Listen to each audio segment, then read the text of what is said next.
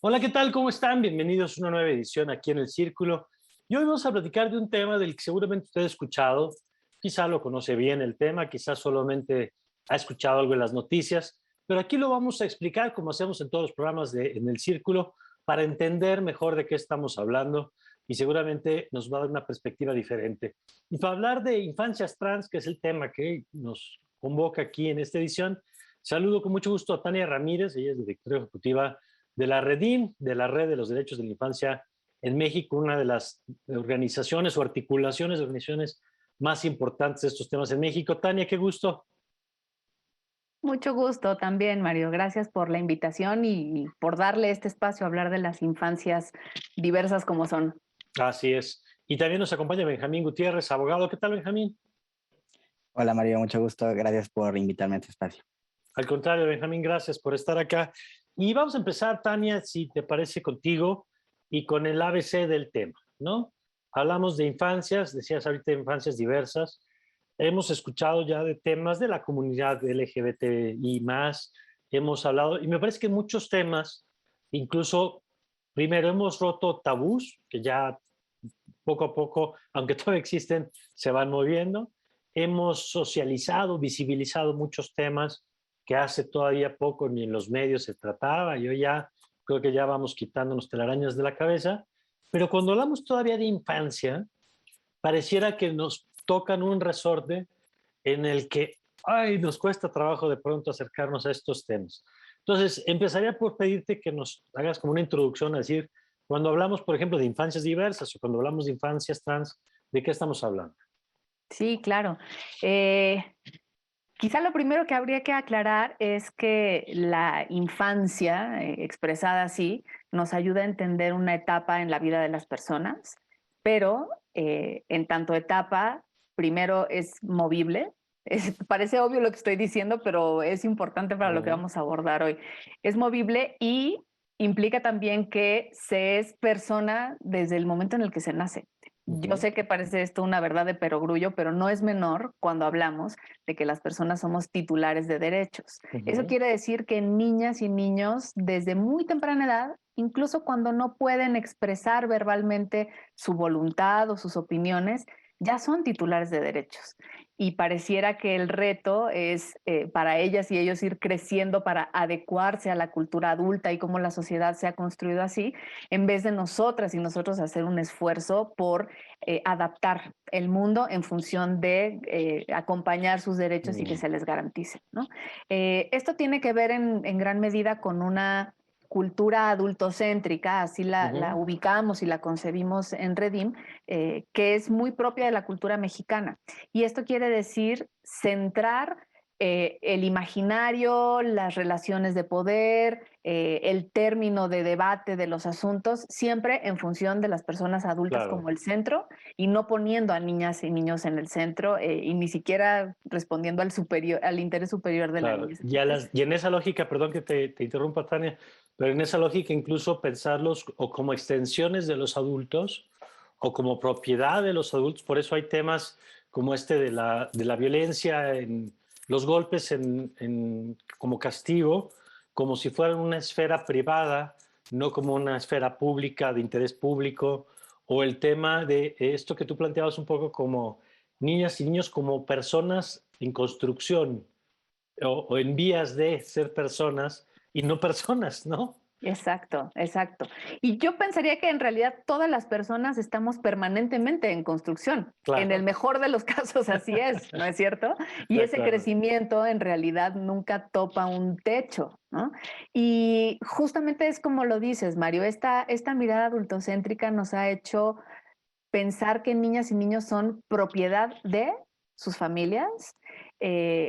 En el mejor de los casos, desde una mirada adultocéntrica, se puede pensar que se es objeto de protección. Esta también es una forma en la que como país nos hemos construido y todavía muchas políticas públicas e instituciones en nuestro país funcionan así, pensando en niñas y niños como objetos de protección y no como titulares de derecho. Y esto abre toda otra dinámica y me parece que el tema en el que vamos a estar hoy tiene que ver con eso, ¿no? Entonces, esa mirada en la cual se les ve a niñas y niños siempre como un proyecto de, como seres incompletos, a veces en el más patriótico sentido se dice que son el futuro del país, pues nos perdemos del hecho de que son el presente, son personas titulares de derechos en este momento, y así como la sociedad adulta es diversa y las personas somos diversas en nuestros orígenes, en nuestras características, en nuestra neurodiversidad, es decir, la diversidad forma parte de lo humano, pues esa diversidad también forma parte de lo humano desde la primera infancia, ¿no? Entonces, otro de los rasgos de este adultocentrismo es pensar en niñas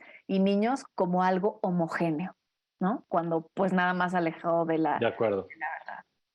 Y a ver, Benjamín, en ese proceso es como todavía esta idea de, tenemos creo que varias confusiones en la cabeza, como términos como identidad sexual, género, preferencia sexual, ¿no? Y entonces a veces mezclamos unas cosas con otras y creo que desde ahí empezamos con los problemas, desde que a veces no tenemos ni los conceptos claros como para poder explicar estos temas. Entonces yo quisiera, si nos puedes ayudar, Benjamín, empezando por ahí, como para clarificar de qué estamos hablando, que una cosa es la identidad y una cosa es la orientación, la preferencia. Sí, pues yo creo que aquí es muy importante decir que la identidad de género, el género y el sexo son conceptos muy distintos que luego la gente cree que van necesariamente ligados y que son inamovibles, ¿no? El sexo es asignado al nacer, pues es básicamente las características físicas y biológicas que te integran como persona. Ahí pues no hay nada que decir al respecto, ¿no? Sí. El género pues son como estas construcciones sociales que la gente tiene sobre el género en cierto lugar y época determinada, porque no es lo mismo un hombre en México en el 2021 que fue un hombre en Grecia en 1800. O sea, son conceptos que se van moviendo y que van evolucionando con el tiempo. Y la identidad de género es este concepto, es esta vivencia interna e individual, tal y como cada persona siente y vive su género, ¿no? En el caso de las personas trans, somos personas cuya identidad de género no corresponde o no coincide con el sexo que se nos asigna al momento de nacer, ¿no?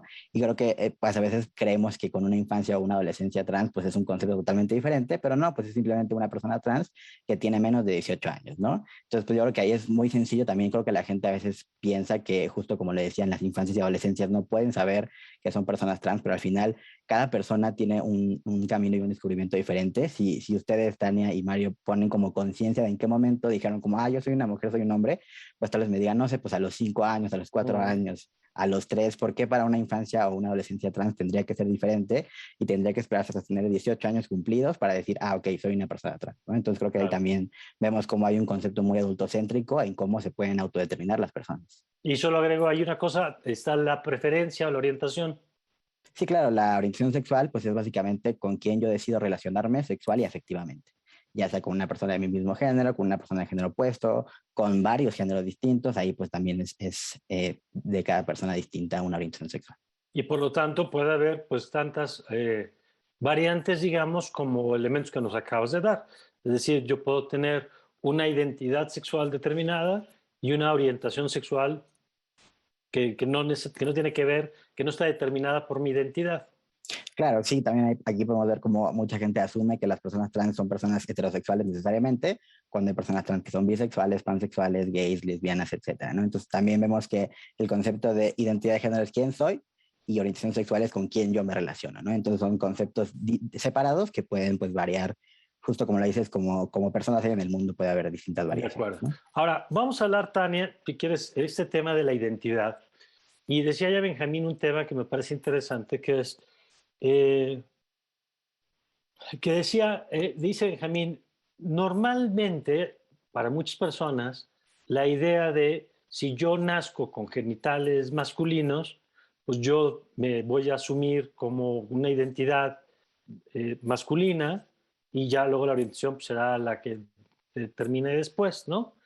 Y sabemos que pues muchos casos es así, pero ¿qué pasa cuando tenemos este tema de la identidad y que la identidad no corresponde Y déjame retomar eso que tú apuntabas hace rato.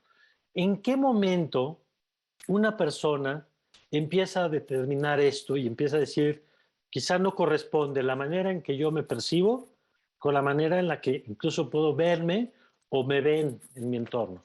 Sí, en realidad es un viaje fascinante. Lo que nos da miedo es el prejuicio sobre estas cosas y hablar de estos temas, pero en realidad tiene que ver con el desarrollo de la humanidad y el desarrollo de algo tan, híjole, tan inmanente como la identidad de las personas. ¿Quién soy? ¿Cómo me nombro? ¿Cómo me ubico? ¿Cómo me refiero? Bueno, ha sido objeto de actividad filosófica a lo largo de los siglos. Entonces, no hay que tenerle tanto miedo porque forma parte del devenir existencial de la humanidad, diría, ¿no? Ujú.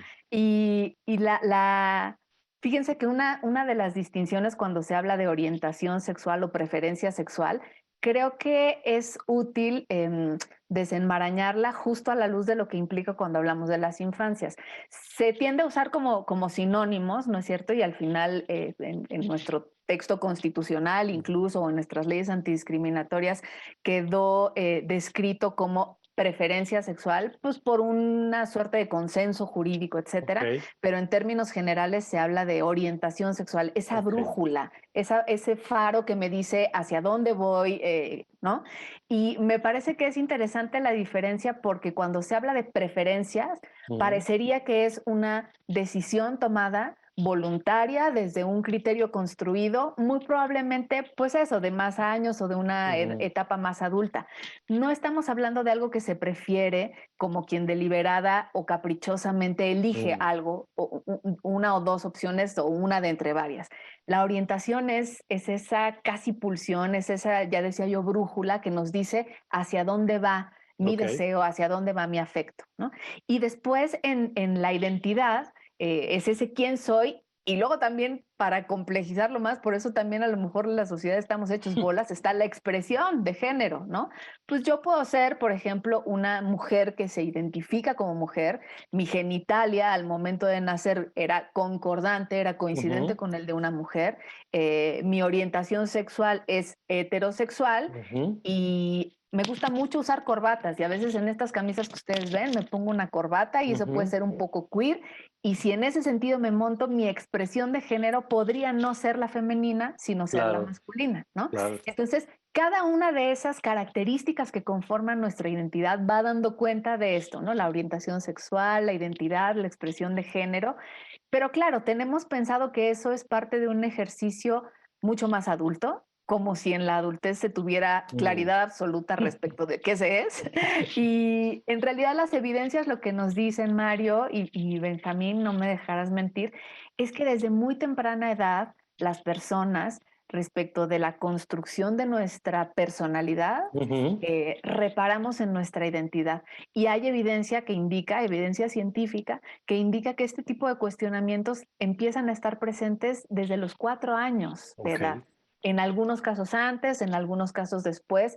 Son otras nociones las que se van conformando en términos corporales y también en términos del desarrollo psicosocial, neuronal de las personas, las que van complementando esta suerte de rompecabezas que Claro. finalmente nos termina de definir y nunca termina de definirnos del todo a las personas, pero sí es desde muy temprano que esto se empieza a expresar como una inquietud y como construcción de la personalidad. De acuerdo.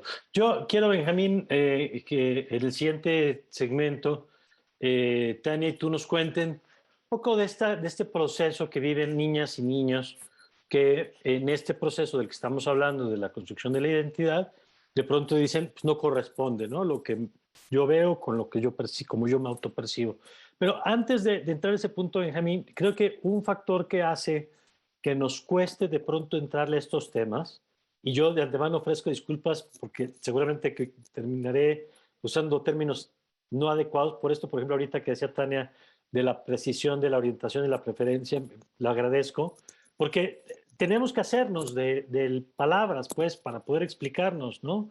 Pero lo que creo, Benjamín, es que parte de la dificultad que tenemos es que, uno, asumimos que lo que eh, primero, que existen solamente ciertas visiones, ciertas formas de ser o ciertas identidades, dos que son lo que llamamos normales, y entonces desde el término generamos como normalidad de anormalidad, cuando una cosa es que pueda ser más frecuente o menos frecuente, pero no es normal o anormal como sano o como correcto o incorrecto, ¿no? Como terminamos infiriendo a veces.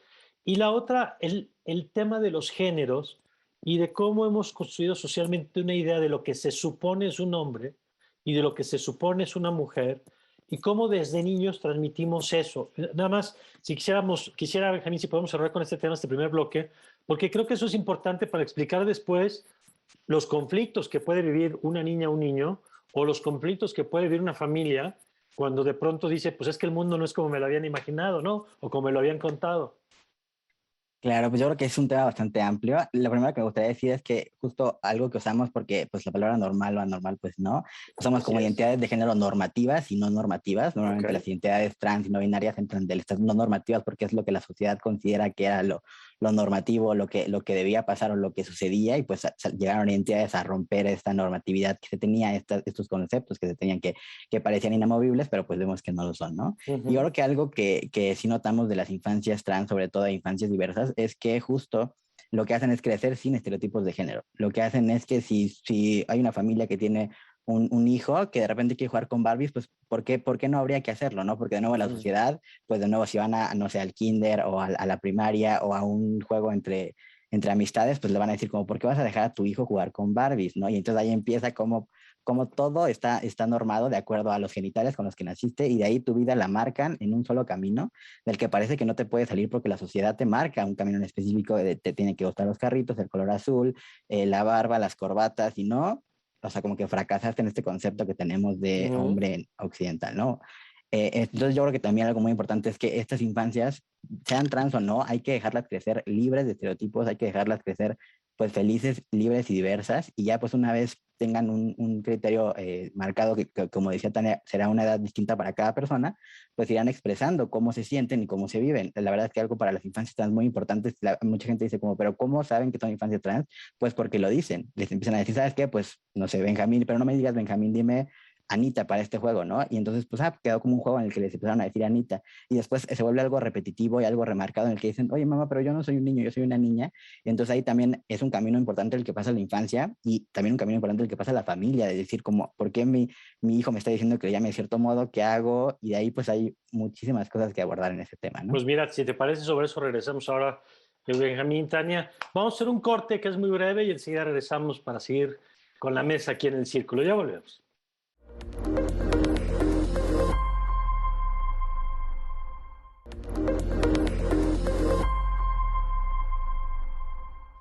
A ver, estamos de vuelta, Tania, y Benjamín nos dejó, antes de irnos a la pausa, con este tema que me parece central. ¿Cómo se manifiesta, cómo se vive? Y si quieres empezamos para verlo desde la perspectiva de las niños y niños, de las niñas y niños, y cómo se empieza a expresar esto. Sí, tenemos más o menos aprendida la ruta de que a los niños desde bebés hay que ponerles el chalequito azul, a las niñas el rosa, etcétera.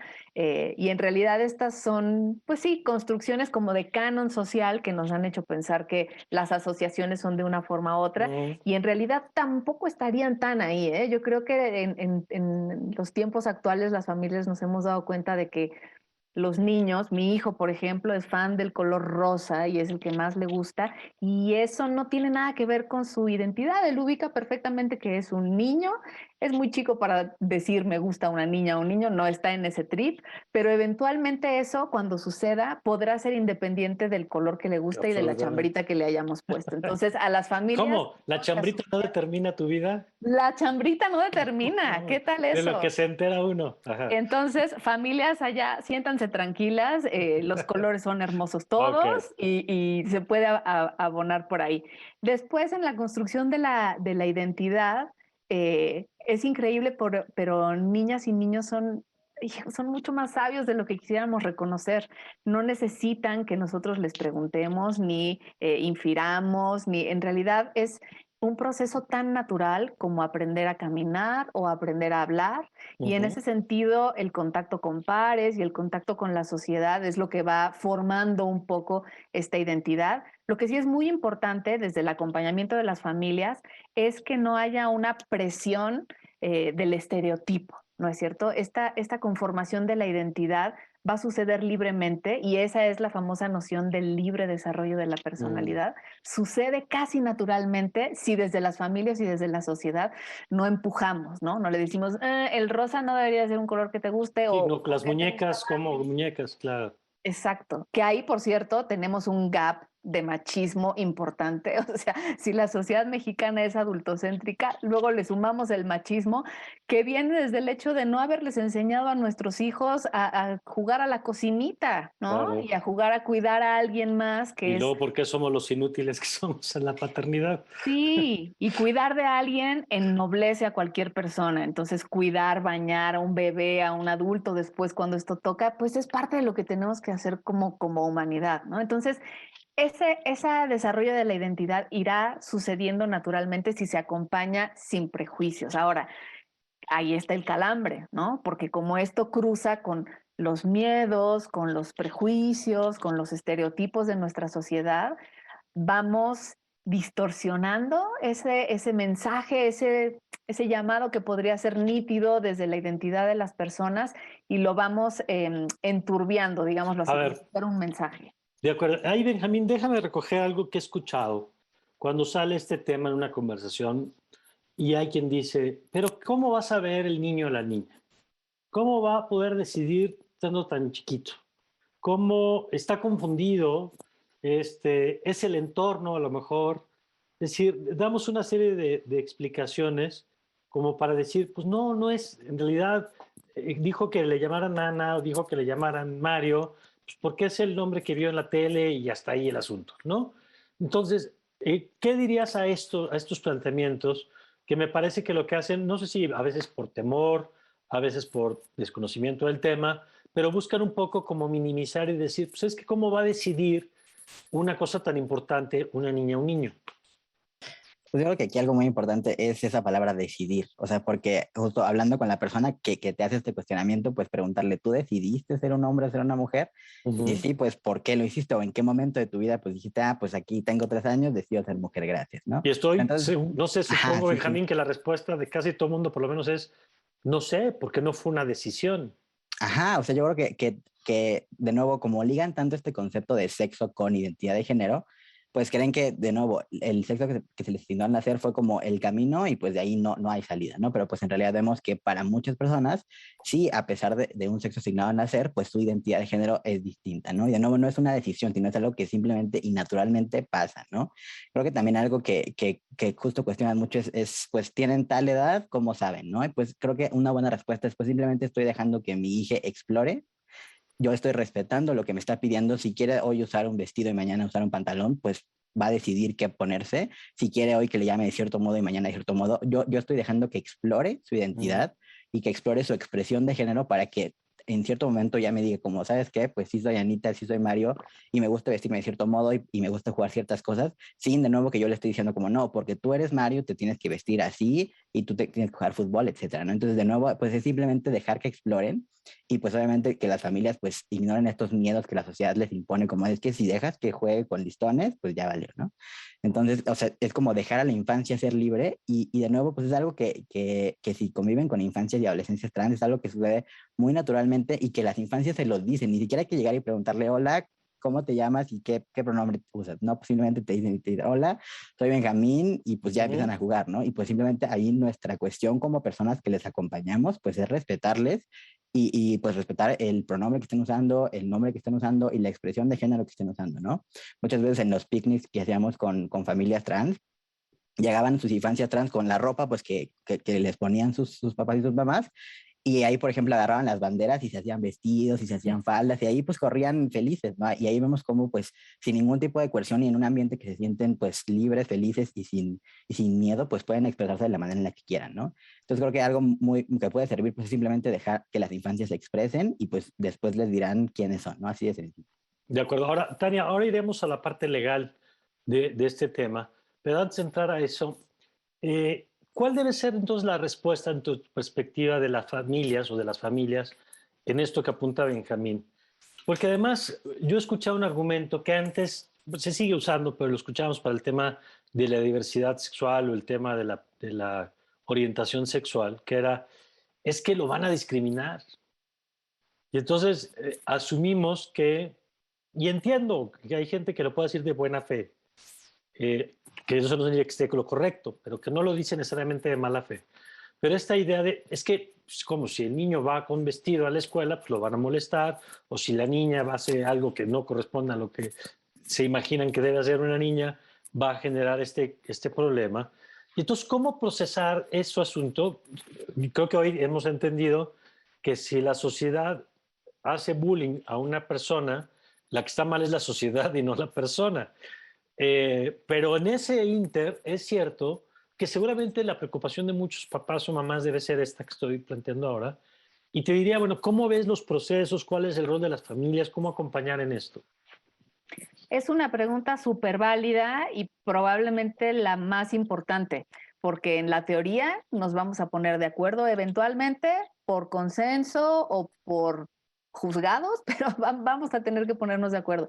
Pero hoy por hoy lo que se hace al interior de las familias, me parece que el número uno hay que empatizar con ese temor, porque de otra forma simplemente juzgando y regañando me parece que tampoco vamos a llegar a nada.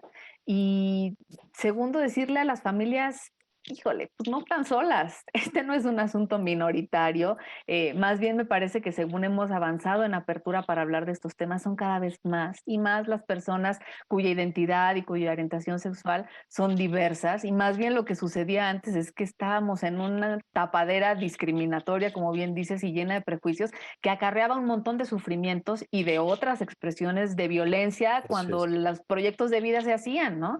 Pues te tienes que casar a fuerza con una mujer y infelices los cuatro, ¿no? Entonces, es muy importante esto que dices, y me parece que el temor de padres y de madres que puedan acompañar a estos procesos es fundado en el sentido de que puede haber una respuesta negativa, pero la herramienta para salir de eso no es negarlo, no es ocultarlo, sino es acompañar lo más positivamente que se pueda a esos niños y niñas. Y si lo que hace falta es hacer ajustes de contenidos en las escuelas, ajustes en los abordajes con las maestras y los maestros, etcétera, esto es lo que tiene que hacerse. Al final, para eso sirve el enfoque de derechos, para que no sea una cuestión subjetiva respecto de lo que opina el club de madres y padres o la sociedad de familias, o etcétera, sino que si estamos hablando de garantías de derechos, es lo que toca hacer.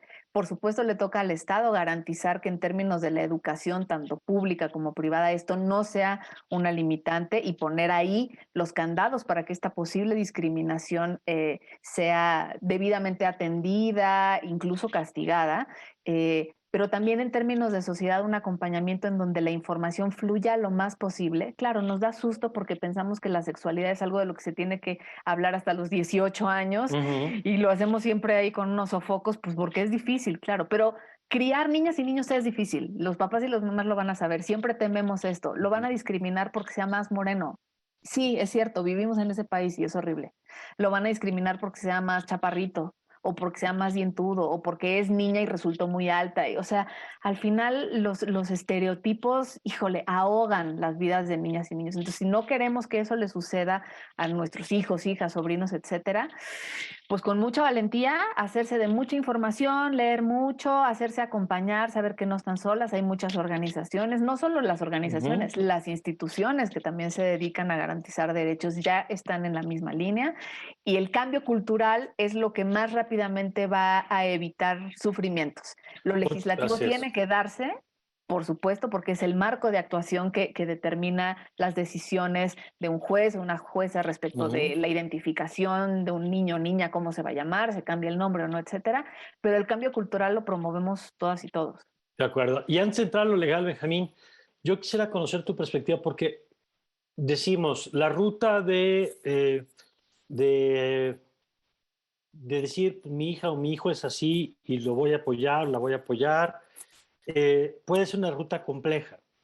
Pero la otra ruta es mucho más dura y dolorosa, que es la de la reprensión, la de tratar de que no pase, la de suprimir en las niñas y niños y decir, no, tú no puedes vestirte así, tú no puedes llamarte así, tú no puedes verte como te quieres ver. Y veía datos, Benjamín, y es terrible la violencia y los efectos que tiene cuando no nos vamos por esta ruta que estamos platicando ahora, si nos vamos por la ruta de tratar de suprimir eso.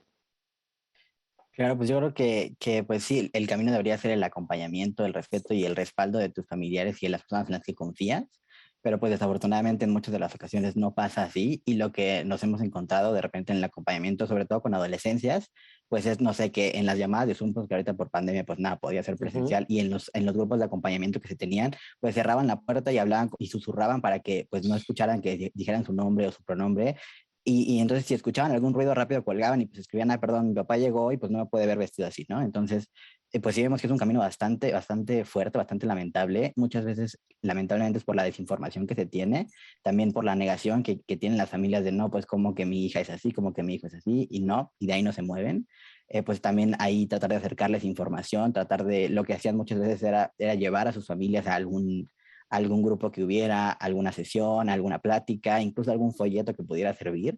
Y pues también ahí es donde muchas veces las organizaciones y las asociaciones pues entraban y como, ah, pues ok, yo voy a hablar con tu familia para que pues ya, a todo como lo malo que te pueda decir, pues me lo aviente a mí y que no te toque a ti, ¿no? Y ya tratar como de ser ese punto medio y ese puente entre la familia que no entiende y que no respalda y pues la adolescencia que está en este punto como delicado, ¿no? Obviamente puede llegar hasta instancias mucho más graves como son los ecosig o llamadas también terapias de conversión, donde pues son estos esfuerzos para corregir, que entre muchas comillas corregir, pues la orientación sexual o la identidad de género de una persona, y estos también pues, son penados y pues no deberían pasar, desafortunadamente siguen pasando. Entonces vemos cómo puede llegar a una instancia pues bastante más grave el que la familia no respalde, ¿no? Al final yo creo que pues es el camino ideal, es lo que debería pasar, y pues yo creo que una vez que la familia respalda, pues como, pues creo que el camino se vuelve un poco más llevadero, yo no sé si sencillo, pero sí llevadero decir como, ok, mi familia me está acompañando, pues voy contra la escuela, ¿no? Si la escuela no me respalda. Y pues ya sé si algo pasa, pues que puedo ir con mi familia a pues decir, como sabes que esto está pasando, levantar una queja, pues ir ante las instancias de la escuela, ir ante las instancias correspondientes, pero pues ya es mucho más llevadero y mucho más sencillo hacerlo en el acompañamiento de tu familia a tener que hacerlo totalmente sola y sola, ¿no? De acuerdo. Ahora, Tania, ¿cuál es el papel el de la ley en este proceso del que estamos platicando? Sí, ahí digamos que un avance importante que tuvimos en nuestro país, como en algunas otras agendas, lo dio la Ciudad de México cuando en 2019 se aprueba en comisiones lo que en ese momento se llamaba como la ley trans, ¿no? Que era agilizar los procedimientos de cambio de identidad de género, que es algo que antes estaba facilitado para las personas mayores de 18 años, sin la intervención de sus padres, madres, etcétera. Y entonces lo que empieza a suceder a partir de este momento es cómo hacer que exista una equivalencia jurídica, que en términos de derechos es lo que tendría que operar, y es, si es algo que se puede cuando son mayores de 16 años, ¿por qué no tendría que ser un derecho garantizado también cuando se tiene menos de 18 A ver, años? entonces la reforma del 18, sí, del 18 fue de 18 hacia arriba. Exacto, Ok. exacto. Y eso Y establece que si alguien quiere hacer un cambio de identidad en las instancias del, supongo, registro civil, INE y todo lo que implique SAT, o sea, todo exacto. lo que es registros públicos, digamos, de la persona, se pudieran hacer. Así es. Y niñas, niños, adolescentes, pues quedaban por debajo de esa cobertura, digamos, y en Ciudad de México se avanzó hacia el hecho de que fuera algo que se permitiera con la anuencia, acompañamiento de padre, madre, tutores, ¿no? También es cierto que algo que es una de las falencias, pero bueno, se entiende que es una de las herramientas de nuestro sistema jurídico, es que este tipo de resoluciones se hagan a través de un juicio, ¿no es cierto? Y entonces se entabla un juicio y entonces es un juez quien resuelve en qué sentido va esto. Lo que desde Redim hemos dicho es que resulta un poco discordante que cuando estamos hablando de un asunto del libre desarrollo de la personalidad y que tiene que ver con derechos de la infancia, sea la determinación de un juez o una jueza la que diga si opera o no, ¿no? Cuando si hablamos de derechos, pues tendría que ser una garantía plena para todas y todos, ¿no es cierto? Entonces, ahora, por ejemplo, pues sí, recientemente se está llamando a poder reconocer a las infancias trans y permitir este cambio de actas de nacimiento y todos los documentos que desencadenan después de un acta de nacimiento por la vía administrativa y no a través de los juicios, ¿no? ¿Qué es lo que haríamos tú y yo, Mario, y tú, Benjamín, si en nuestra si en nuestra licencia de conducir o en nuestro INE, etcétera, hubiera alguna errata, ¿no? Pues por un procedimiento administrativo podríamos allegar los documentos, los elementos necesarios para que eso se corrija. Estamos hablando de algo similar, ¿no? Acá digamos que la errata estuvo en el sentido de asociar un género en función de los genitales con los que nace una persona y que en el desarrollo de su personalidad, a los 3, a los 4, a los 5, a los 16 años incluso, esta persona se haya dado cuenta de que no hay correspondencia, que hay una discordancia entre los genitales y la identidad de género con la que esta persona se identifica y se siente, ¿no? Entonces, los avances tienen que ir hacia allá, ¿no? En esta lógica de derechos y de concebir a niñas y niños como sujetos de derechos, pues son esos derechos también los que tendrían que estar garantizados para ellas y para ellos, independientemente de su edad, ¿no? No estamos hablando de votar. Probablemente cuando la humanidad desarrolle un poco más, hablaremos de que niñas y niños no tengan que esperar a los 18 para votar, así como en un momento fue increíble decir, ¿cómo? ¿Las mujeres pueden votar? Pues probablemente encontraremos el mecanismo de ajustar eso. Por ahí se están haciendo algunos avances para hacer esto. Pero en ese mismo sentido, quiero pensar que nos va a resultar así de ilógico o hagamos el ejercicio, yo les invitaría a hacer ese ejercicio, cómo nos parece ahora, visto lo visto, incomprensible que las mujeres no hayamos podido votar. Pues va a llegar un momento, esperemos, en el que digamos, es incomprensible que a una persona se le haya negado la posibilidad de identificarse y de autoadscribirse de la manera que le era común, consistente a todo lo que sus sentidos, su subjetividad y también su objetividad y su conocimiento le marcaba. De acuerdo. Vamos a una nueva pausa y regresamos con este tema, Benjamín, con tu perspectiva del aspecto jurídico, de dónde estamos, qué es lo que en tu opinión haría falta y si es un tema de Ciudad de México, es un tema nacional, a quién le toca resolver este asunto y qué más tendríamos que tener, además de lo legal de la reforma del tema de identidad, qué otros aspectos tendríamos que estar discutiendo, pues para modificar esto que planteaba Tania hace rato como el cambio cultural, que va más allá de las leyes, aunque las leyes son una parte, pero va más allá. Si les parece, platicamos de esto regresando de este corte. Ya volvemos.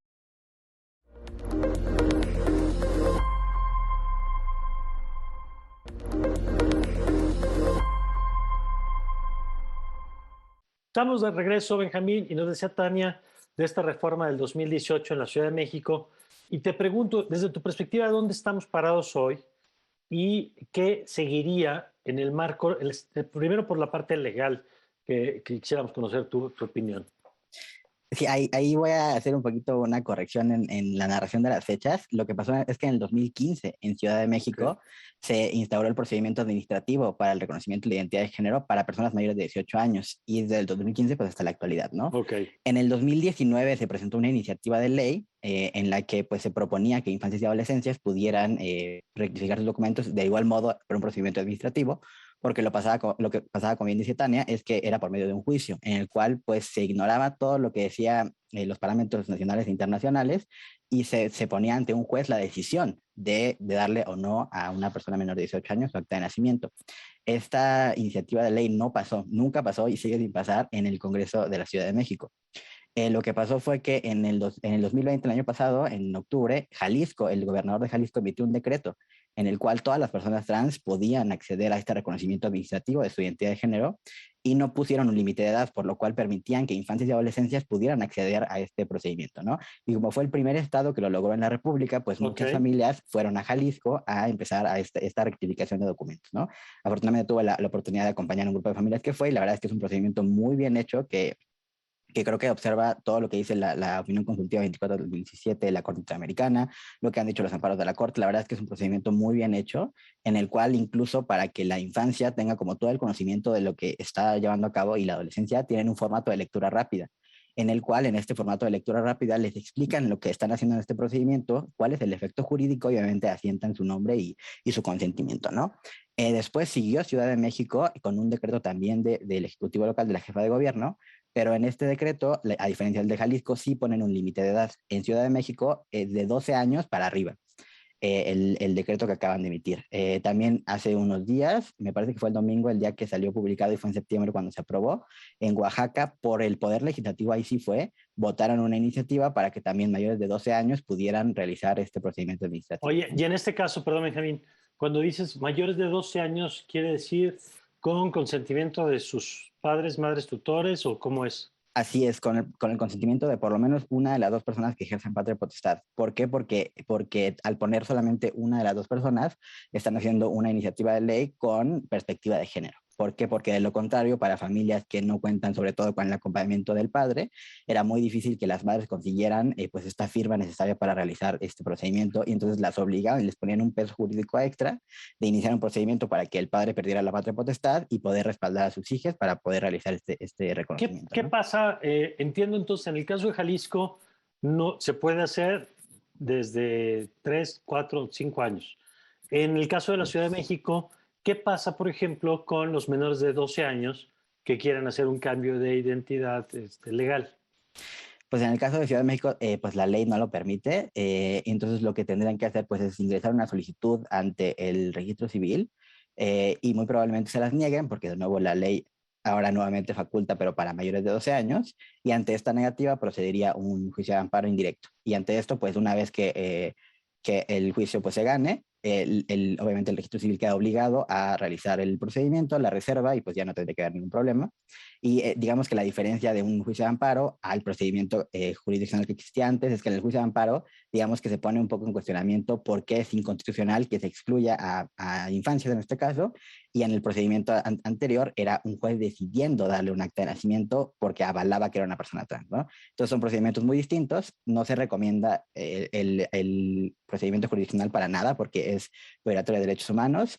Obviamente lo ideal sería el procedimiento administrativo y en el caso de los estados en los que no los hay o de los estados donde ponen un límite de edad, pues sería a través de un amparo indirecto. ¿Por qué es importante, Benjamín, desde tu perspectiva, y ahora vamos con Tania, pero ya, ahorita que estamos contigo en este asunto, ¿por qué es importante desde tu perspectiva que sea menor de los 12 años? Y en todo caso, ¿por qué a los 12?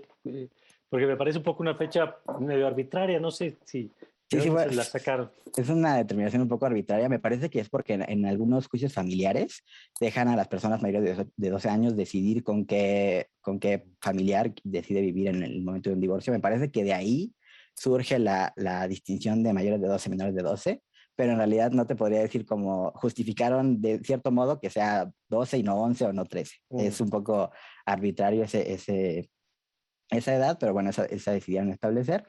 Y yo creo que es importante no poner un límite de edad, porque para las personas que se reconocen como personas trans desde más temprana edad, les están obligando a vivir con un hombre y con un género que no les corresponde legalmente hasta cierta edad. Antes era 18, ahora en Ciudad de México son 12. Entonces, por ejemplo, si a los 8 años, pues dicen como soy una persona trans y pues empiezan con su acompañamiento en todos los sentidos de la palabra, pues tendrían que esperarse años para poder acceder a este acta de nacimiento. Y también creo que la gente no le da suficiente valor a un acta de nacimiento, pero si lo pensamos, necesitamos un acta de nacimiento para todo, para ir a la escuela, para actividades culturales, para un seguro médico, para todo necesitamos una identificación que tenga nombre y muchas veces foto, ¿no?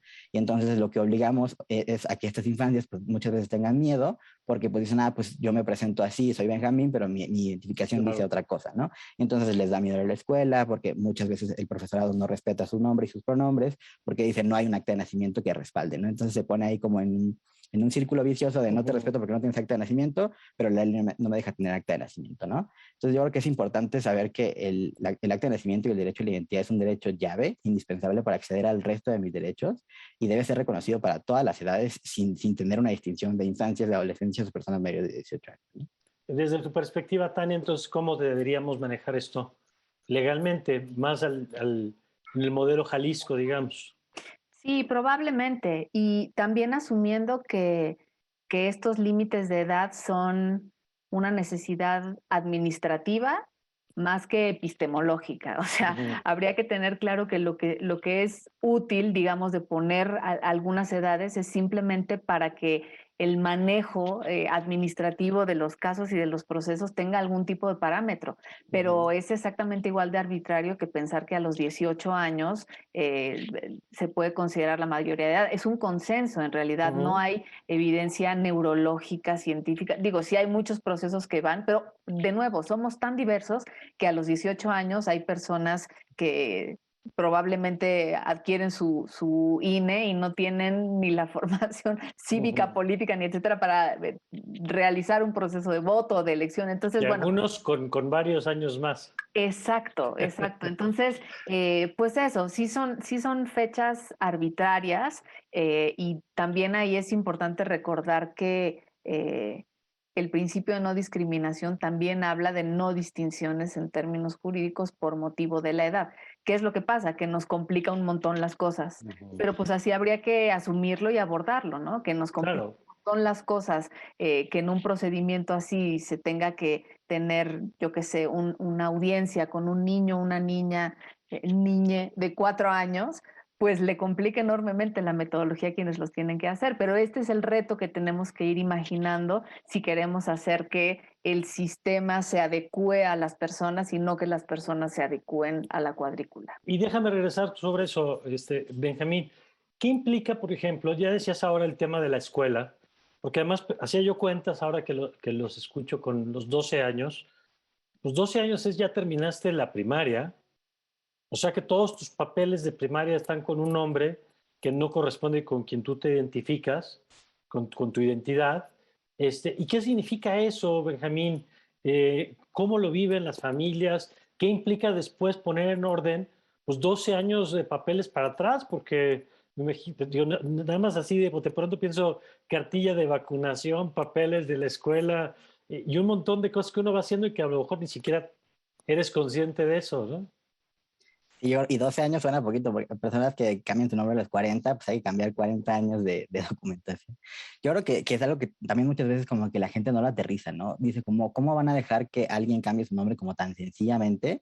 Pero en realidad todo lo que va después del cambio de acta de nacimiento es como cualquier trámite gubernamental muy tardado, que tienes que ir a muchas instancias distintas porque Ujú. tienes un millón de documentación distinta, ¿no? Entonces, efectivamente, todos tus papeles escolares estarían con tu nombre anterior, ¿no?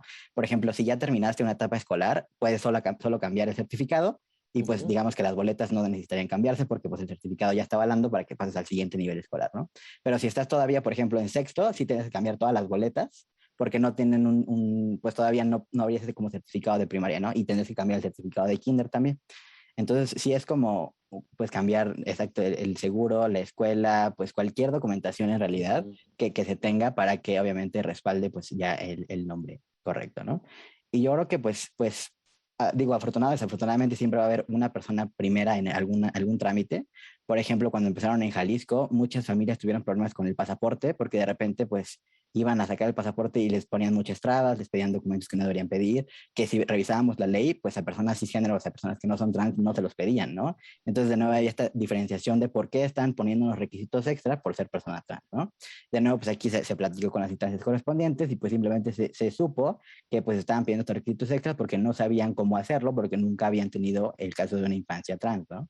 Entonces, pues se trata de sensibilizar a todas las instancias gubernamentales, de tener procedimientos adecuados, y obviamente pues tener siempre estos conceptos básicos de no discriminación y de derechos humanos para que pues si la persona va a hacer cualquier rectificación, pues le respeten y le respalden y pues pueda hacer la rectificación adecuada, ¿no? Al final pues yo creo que siempre te va a tocar ser el primero en algo, afortunado desafortunadamente, pero pues de eso se aprende para las siguientes personas que les toque hacer este tipo de rectificaciones. De acuerdo. Ahora, Tania, más allá de lo legal, ¿qué tendríamos que estar, en tu opinión, haciendo en México con este tema? Tendríamos que estarlo abordando en las estrategias de educación sexual integral. Tendría que ser parte de los contenidos que se aborden con adecuaciones en función de la edad, del conocimiento previo, etcétera, pero tendría que ser parte de lo que contemple la educación en términos formales, pero también el complemento de las conversaciones que se tienen en los hogares. Tendríamos que estar ubicando también que en gran medida hay, pues sí, eh, fuerzas, opiniones, incluso organizaciones antiderechos, porque es así como hay que concebirlas, que van en contra de que haya un avance progresivo en la garantía de derechos hacia estos grupos de población, que pueden impulsar injerencias del tipo religiosa, de opiniones, etcétera. Y bueno, lo que tenemos que hacer ahí también es recordar que es obligación del Estado garantizar los derechos sin injerencia de estos grupos, ¿no? Desde los grupos religiosos no progresistas, digamos, desde los grupos antiderechos, etcétera. Y creo que también, y probablemente, bueno, eso en lo que yo he podido estudiar estos temas, Mario y Benjamín, fue lo más revelador, ubicar que las expresiones que derivan de una mala comprensión de esto nos pueden seguir haciendo sumirnos en una cultura de violencia, porque hoy por hoy las expresiones de homofobia y de transfobia son terribles. No es morir por un balazo, es morir por 80 puñaladas. Y me parece que eso es parte de una agenda crítica en nuestro país. Y me parece que también esto tiene que ver con que se expresan como odio una vez que se ha acumulado todo un caldo de cultivo, déjenme decir así, de desconocimiento, de ignorancia, pero sobre todo de miedo. Algo que yo he descubierto, y bueno, hay muchos estudios al respecto, es que a priori las personas que están en contra de que haya niños, niñas, adolescentes trans o que están en contra de la diversidad sexual, terminan expresando como una suerte de eco su odio, pero en realidad lo que tienen dentro es miedo. Miedo a que la especie se termine, miedo a que no nos podamos reproducir como los libros y las enciclopedias lo dictaron. Y entonces me parece que también la expresión de esta diversidad de la manera más gozosa, tranquila, ciudadana, democrática, etcétera, quiero pensar que puede abonar a que este temor de estos grupos de personas pueda irse relajando en el sentido de decir que así también es como cambian las sociedades y si estos cambios tienen que ver con avanzar en derechos, entonces son cambios positivos, ¿no? Pese a los miedos y resistencias que podamos tener. De acuerdo. Benjamín, ¿cuál sería tu carta de cosas con las que tendríamos que estar avanzando y trabajando? Pues yo creo que muchas, pero sí, yo también respaldo que lo principal sería el sentido de educación. Yo creo que tanto al alumnado como al profesorado, porque también vemos que el contenido actualmente que se da, muchas veces creemos que es un contenido de educación sexual abierto, pero en realidad no, sigue existiendo como, pues las niñas se van a este salón, los niños se van a les explicamos ciertas cosas siguen siendo tabú, etcétera, y pues qué pasa si ahí había un chico trans, pues ya no se fue al contenido que le correspondía, ¿no? Entonces, pues ahí vemos cómo sigue siendo también un tema tabú, sigue siendo algo que se tiene que abordar, algo que debemos saber cómo abordar. Creo que también la cuestión de derechos sexuales y reproductivos es algo que se debe abordar y que tampoco se aborda para personas trans. También vemos como ahorita con la determinación de la Corte sobre el aborto y que incluyeran las palabras persona gestante, pues surgió como gran alboroto, porque los derechos sexuales y reproductivos de personas trans no se reconocen y pues parece que no existen. También pues de nuevo sigue en lo laboral, sí, o sea, en realidad tenemos una lista interminable de cosas que hay que abordar, pero pues yo creo que lo primero y lo principal es la educación y la cultura, para que poco a poco después de ahí podamos ir avanzando y pues tengamos una sociedad que no discrimine, ¿no? Benjamín, si hay familias que nos estén viendo en este programa y quisieran tener más información, acompañamiento, asesoría, ¿qué les recomendarías? Pues yo creo que afortunadamente hay varias organizaciones, en su mayoría compuestas por mamás de infancias trans y de adolescencias trans, y pues una que recomiendo mucho de Ciudad de México es la Asociación por las Infancias Transgénero. Creo que las pueden encontrar como Infancias T o Infancias Trans en todas las redes sociales, y su correo es hola@infanciastrans.org, y pues ahí les podrán apoyar en todo lo que necesiten. Tania, ¿tú y pues qué les recomiendas? Sí, adelante, Benjamín. Pues solo les diré que no están solas y que pues si quieren acompañamiento lo busquen, y hay muchas personas tanto trans como familias de personas trans que les pueden acompañar, y pues simplemente no están solas y seguimos con la lucha, ¿no? Muy bien, Benjamín. Gracias, Tania. ¿Tú qué les dirías? Yo les diría que avanzar hacia una sociedad que garantice derechos a niñas, niños, adolescentes es una buena inversión. Es una buena inversión en términos de paz, es una buena inversión en términos de reducción de las violencias que tanto nos preocupan, de la desvinculación de las personas y de las familias. Y avanzar hacia una titularidad de derechos es avanzar hacia sociedades más democráticas también. Todo eso que queremos ser como país se empieza a sembrar y a cultivar desde estas pequeñas decisiones, ¿no? Y también les ofrecería, que creo que es lo que toca hacer en estos contextos, toda la información, asesoría, apoyo, etcétera, tanto a las familias que estén observando que sus hijos e hijas están teniendo un descubrimiento de su identidad no normativa, pues que se puedan acercar y ampliar en la garantía de derechos ayuda a la infancia en general, y ayudar a la infancia no es ayudarle, es reconocer sus derechos y es trabajar por la humanidad toda, ¿no? De acuerdo. Tania, muchas gracias. Muchas gracias también, Mario. Ahí estamos en las redes sociales como Derechos Infancia. Acérquense a nuestra página, hay también muchos materiales para poder garantizar esto. Gracias por el espacio y un gusto, Benjamín. Al contrario, Tania. Benjamín, muchas gracias. Muchas gracias, también un gusto estar por acá con ustedes. Gracias por habernos acompañado y gracias a usted por acompañarnos en esta edición de En el Círculo. Ya sabe que comparte este programa. Mientras más gente entendamos mejor, creo que vamos a tener una sociedad más positiva para todas, para todos. Así que ya sabe que a través de las redes sociales puede compartir y encontrar este y todos nuestros programas. Yo soy Mario Campos y le deseo, como siempre, que tenga usted un magnífico día.